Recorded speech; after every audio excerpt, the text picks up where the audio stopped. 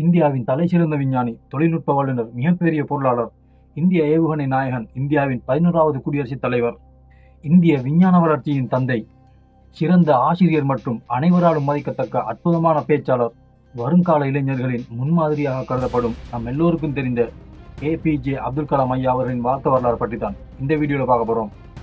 நான் தான் Aman. Welcome to Aman 001.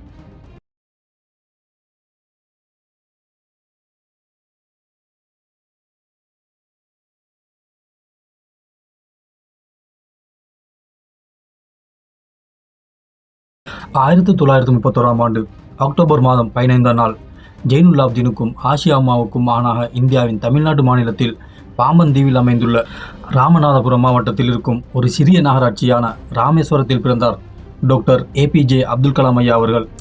இவர் ஒரு இஸ்லாமிய குடும்பத்தைச் சேர்ந்தவர். அப்துல் கலாம் ராமேஸ்வரத்தில் உள்ள ஒரு தொடக்க பள்ளியில் தனது பள்ளி படிப்பை தொடங்கினார். ஆனால் இவருடைய குடும்பம் மிகவும் மேல்மையில் இருந்ததால் இளம் வயதில் இவர் குடும்பத்துக்காக வேலைக்கு செல்ல வேண்டிய கட்டாயம் ஏற்பட்டிருக்கு.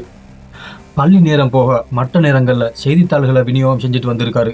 இவருடைய பள்ளி பருவத்தில் இவர் ஒரு சராசரி மாணவனாகத்தான் இருந்திருக்காரு. தன்னுடைய பள்ளி படிப்பை முடித்த பிறகு திருச்சிராப்பள்ளியில் உள்ள செயின்ட் ஜோசப் கல்லூரியில் இயல்பியல் பயின்றார்.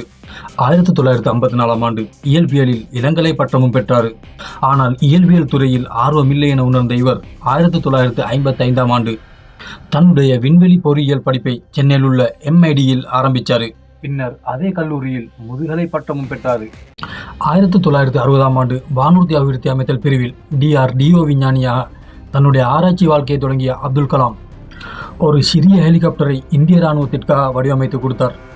பின்னர் இந்திய விண்வெளி ஆராய்ச்சி கூடத்தில் இஸ்ரோ தனது ஆராய்ச்சி பணிகளை தொடர்ந்த அவர் 1980ஆம் ஆண்டு SLV-3 என்ற ராக்கெட்டை பயன்படுத்தி ரோஹிணி 1 என்ற துணைக்கோளை வெற்றிகரமாக விண்ணில் ஏவச் செய்தார். இது அவருக்கு மட்டுமல்லாமல் இந்தியாவுக்கே ஒரு சாதனையாக அமைந்தது.